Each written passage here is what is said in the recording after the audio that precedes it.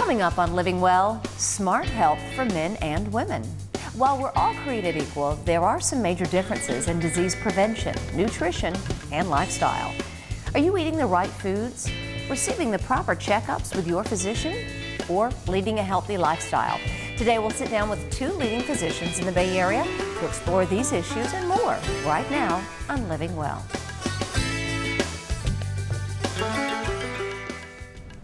Hello everyone and welcome to Living Well. I'm Jennifer Holloway. Living Well, it brings you the best topics on leading a healthy lifestyle and incorporating wellness throughout your entire day. Now for those of you who are watching the show live, we need your participation in today's show. If you look on your computer screen there, you're going to notice a section where you can submit your questions. That's from our guests, from you. We'd love to hear from you.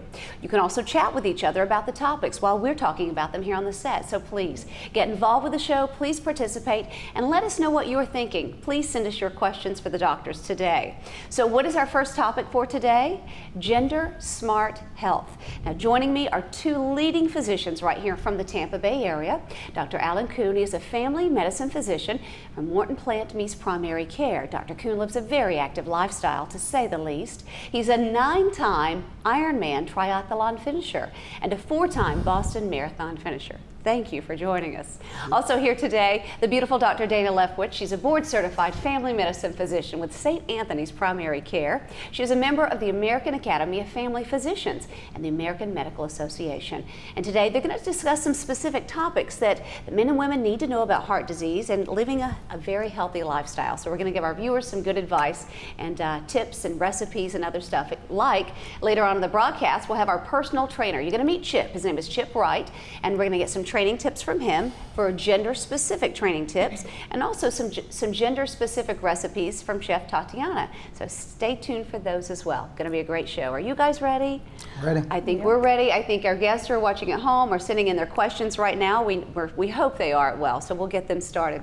We'll just start it off with a very generic question. First of all, living well. What is that for you, Dr. Kuhn? Well, first I want to say thank you, Jen, for having us here and have the opportunity to talk about living well, which I think is important for both men and women. Mm-hmm. And I think in the broadest sense, living well is really having a state of complete physical, mental, and social well-being, and not just the absence of disease. And how we like to accomplish that is through two things. The first, a dedicated effort for physical fitness, and second, to avoid illness through screening and prevention, with the overall theme being that an ounce of prevention now is worth a pound of cure later. And it really is. That's an old saying, but it's so true even till today. It's good that you mentioned that, Dr. Lefkowitz. Let's talk about disease here just a little bit. We hear heart disease. It's the #1 killer for men and women. What are some of the risks to look out for? Some of the risk factors that will cause heart disease, a lot of them are actually silent.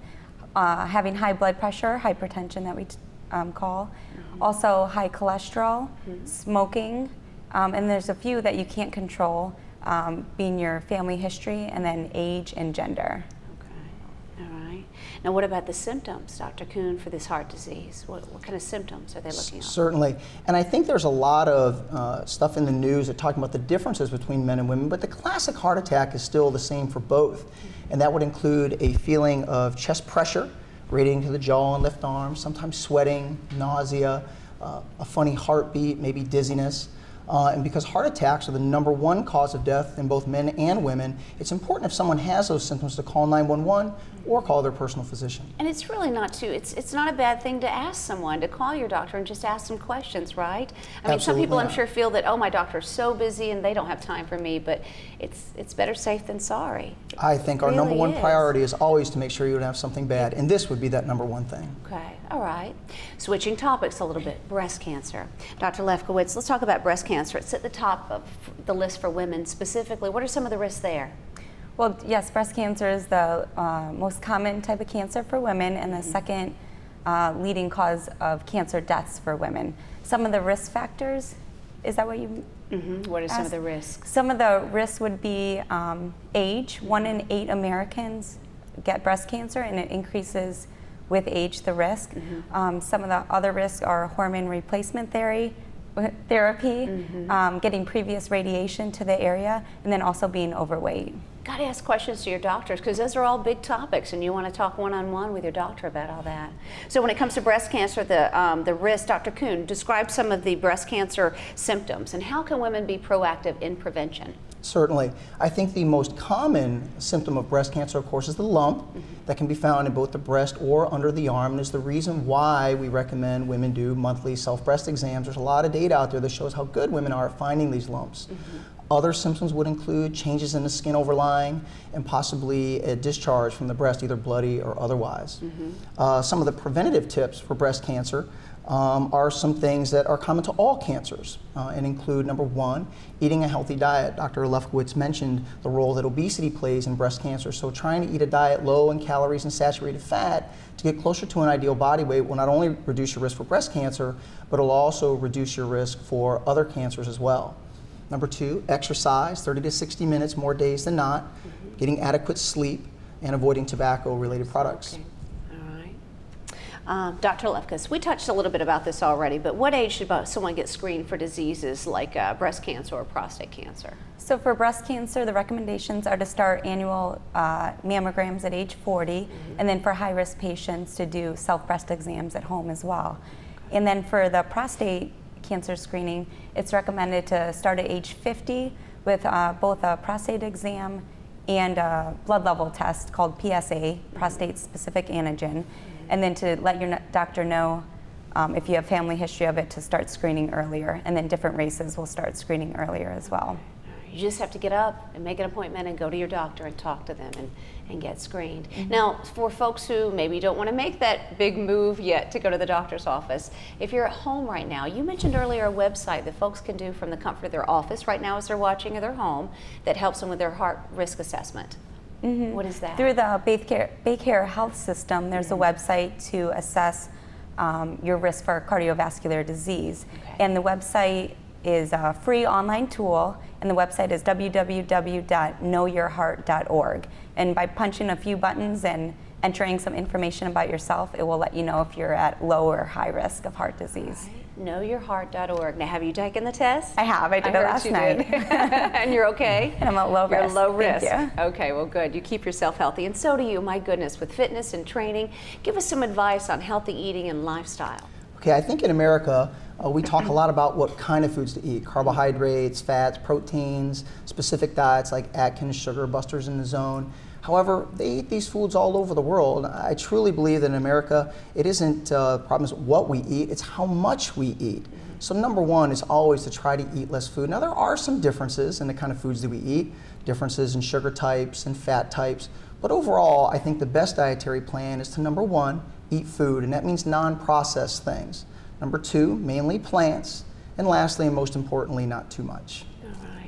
Now, what about advice for men and women? Are there gender-specific foods? If a man came to you and asked for advice, for diet advice, would you give him a different food advice than you would a woman? Dr. Lefkowitz? Overall, and I'm going to emphasize what Dr. Kuhn says, I would give them basically the same advice. You want to watch your portion size and increase your fruits, vegetables, lean meats like chicken, fish, and just keep a balanced diet. And the quinoa greens as well? Oh yeah, the quinoa, it's a whole grain type of food, and it's similar to rice and wheat, but quinoa is packed with nutrients. It's high in all the essential amino acids, which makes protein. It's high in fiber, vitamins, and minerals. So it's a great choice. It's an interesting word, isn't it, quinoa? You see it on the shelves, but I've not picked it up yet. I'm going to do it on your advice, all right? Well, speaking of eating right and eating healthy for your health, let's check in now with Chef Tatiana. She has a couple of great recipes for men and women alike. We hope that you'll love them as much as we do. Are men wired to eat just meat?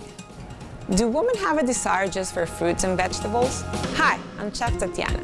It's a complicated business eating, and one may even more complex by the idea that some foods are masculine while others are strictly for girls. Here are a couple recipes sure to satisfy any gender. Let's start with the guys.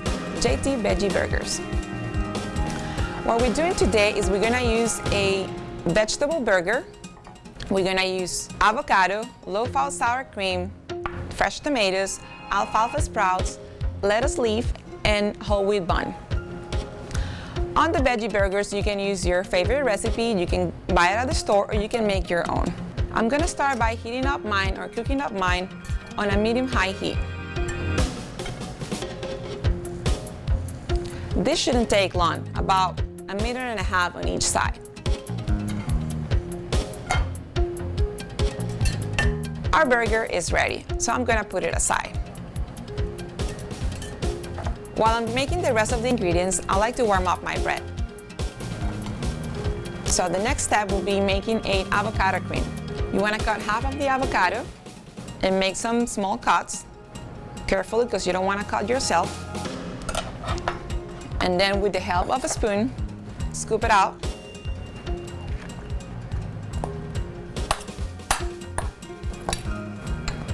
Today I'm using for this recipe low-fat sour cream.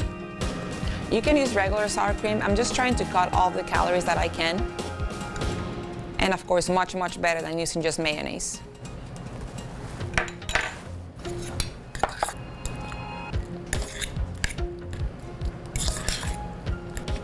At this point, you can season with some salt and pepper.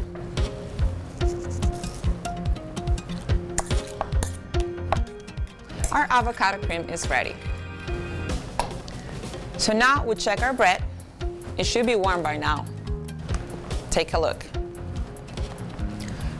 We're gonna put this together and we're gonna start by adding the avocado cream into the bun.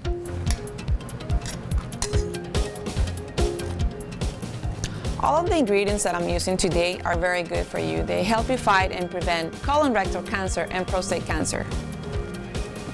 This is why this recipe is made just for you guys. Lettuce leaf, our burger, some tomatoes, and we're gonna finish it off for crunchiness, some alfalfa sprout. How does that look? Beautiful and delicious too. And for the girls, margherita pizza with flaxseed crust. I'm using whole wheat pizza dough that you can make your favorite recipe or you can get it from your local store. And I'm adding some flaxseed to the mix. These are the flax seeds. Flax seeds are good because they have a chemical compound that is called lignin. And lignin acts as a hormone and it helps women regulate their menstrual cycles. So what we're doing is we're gonna add some tomato sauce.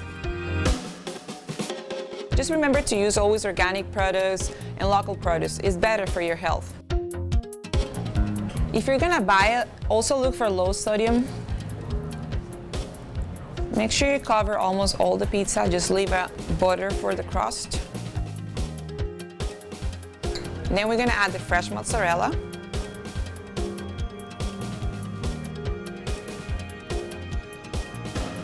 If you're vegan, you can use any substitution like tofu cheese or veggie cheese.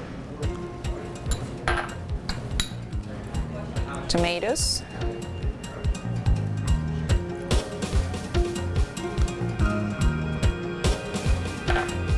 Some fresh basil. And let's sprinkle some black pepper. And this is what it's gonna look like. Now we're gonna take it to the oven at 350 for 25 minutes.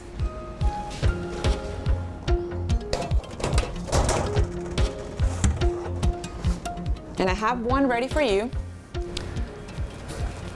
This is what your final product is gonna look like. Beautiful margherita pizza with flaxseed crust. For more information on this recipe and many others, visit my website at personalchefoftampabay.com.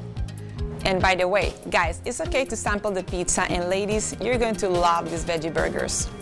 From the Roll-Up-In Kitchen Emporium, I'm Chef Tatiana. Bon appetit. Thank you so much, Tatiana. And again, we'd like to encourage you to visit her website for some other great recipes.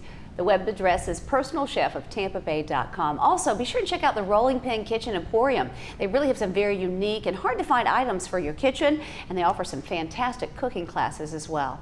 All right, already we've asked you guys to send in your questions as we do our show live here. And as you've come to the rescue, you've sent us some questions for sure. We'll start with this one. How much is a risk, what are the benefits to buying organic foods? Since we just looked at food, we saw organic, what are the benefits? So the benefits are of buying organic food, there's multiple. And a lot of people don't want to because they're more expensive or they might not even look as good. Right. But organic foods are not processed at all, so they have all the nutrients that they're meant to have. Going through processed or refined process will take some of those nutrients out. Also, using organic food, they don't add growth hormone, they don't add estrogen, which we've talked about earlier, can have effects on cancer and also obesity.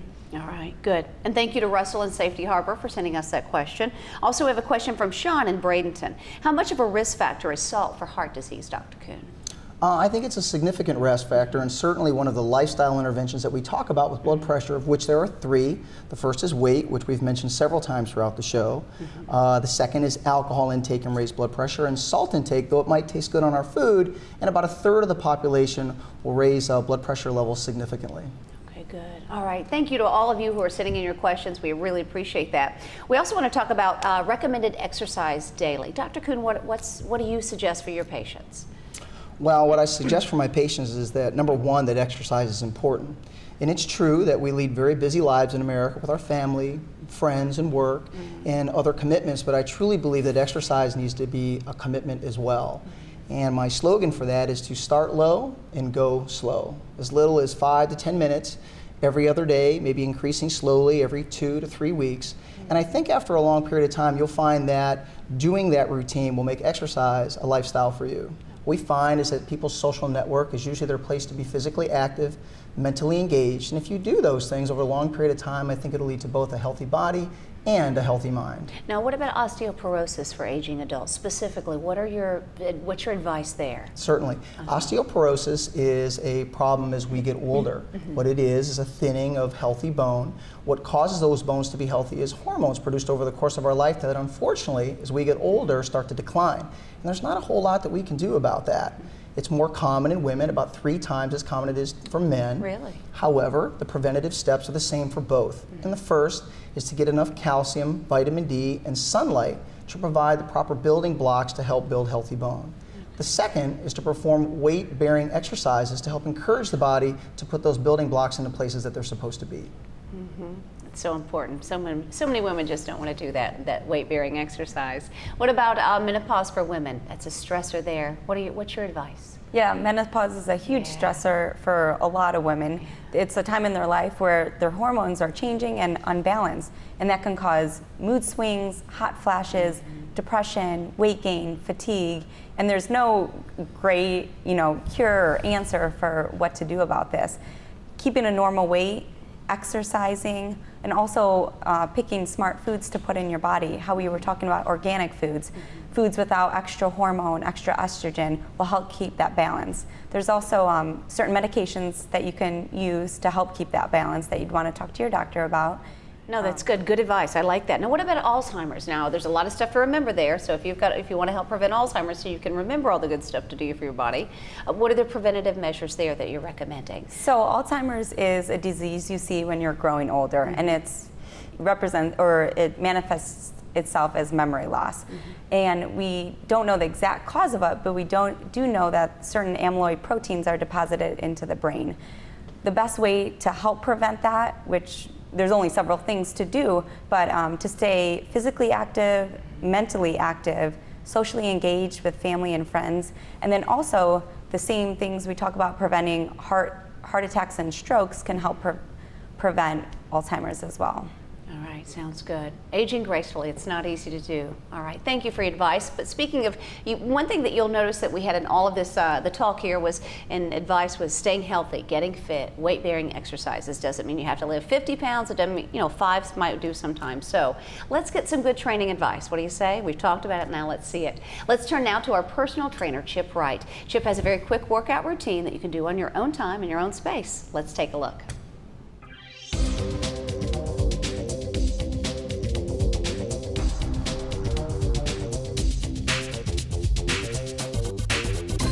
Hitting the gym can be a different experience for men and women. Just knowing what to do can be a challenge. Hi, I'm Chip Wright, your personal trainer. And today we're going to show you the best exercises for men and women alike. Let's get started. So I'm going to show you several exercises that you can do at the house, if you're traveling. They're very simple and they require no equipment.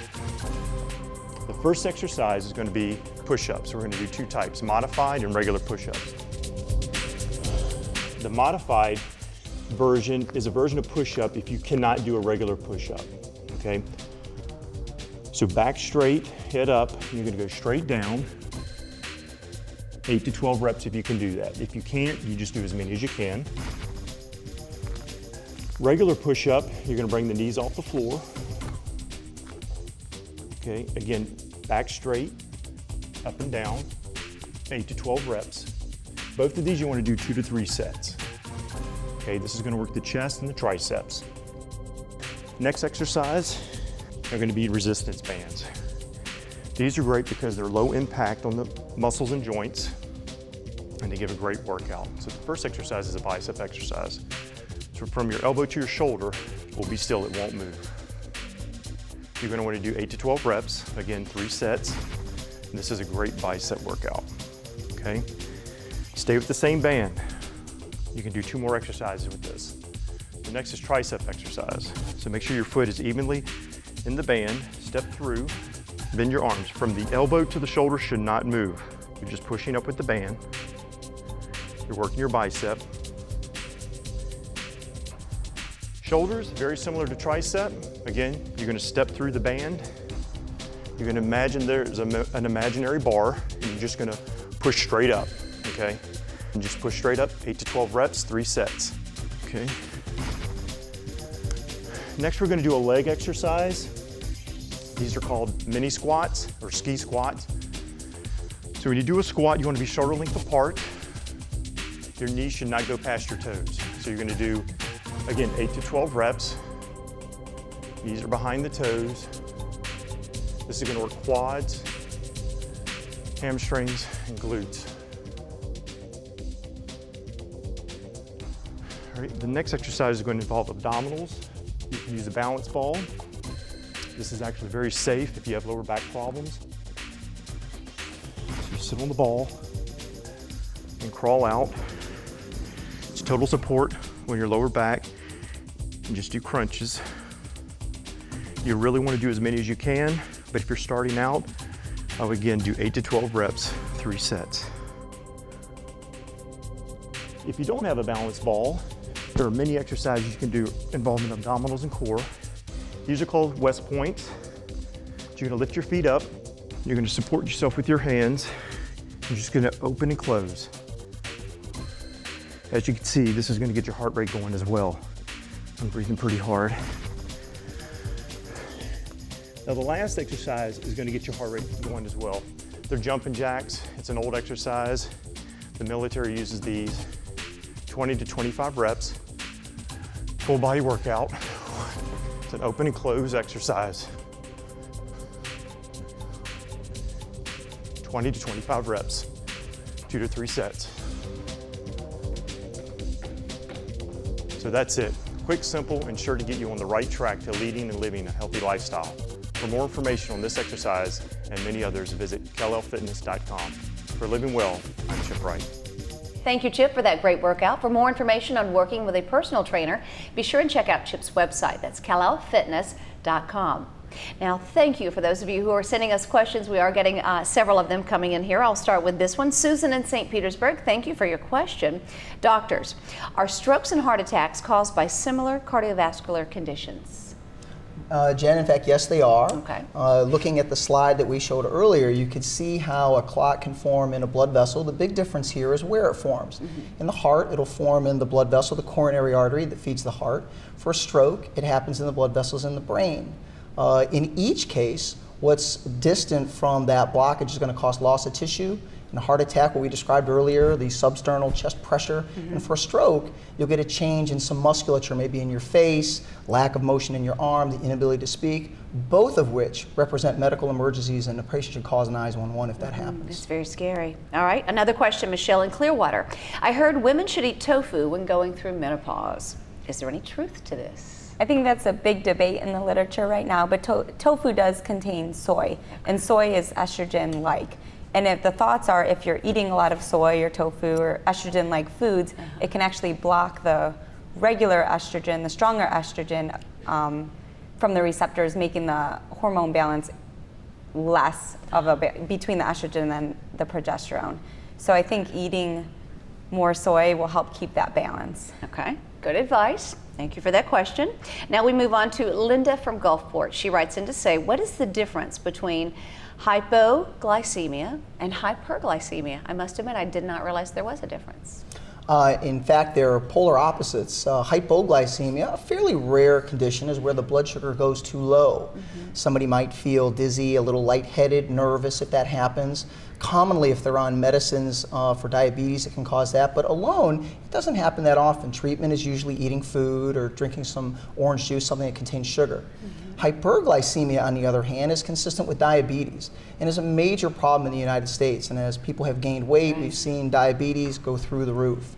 For a child born in 2003, the chance of them getting diabetes over the course of their lifetime is 1 in 3. So this is a significant problem. Symptoms, people usually find themselves very thirsty, going to the bathroom all the time. If you have anything like that, please contact your doctor to get some lab work to determine if that's what you have. All right, another question coming in here. I have William in Largo. Thank you, William, for writing in. William says, I have a family history of colon cancer. I'm only 25 years old. When should I get a colonoscopy? So the general recommendation for the general population is to start screening with a colonoscopy at age 50. If you have a family history of colon cancer, you may want to start earlier, and you want to start 10 years before the youngest person in your family has had colon cancer. Okay. So if someone had colon cancer at age 40, for this guy, he'd want to start at age 30. We have one from Steve in Clearwater. Dr. Kuhn, I'll send this one your way. How does a lack of testosterone production affect men's health? Well, it's hard to say. If you look at the American Endocrinological Society guideline treatment for testosterone replacement therapy, they'll tell you to check a morning testosterone value. So the first step is getting a lab to see if you're low or not, and that number is less than 300 in the morning.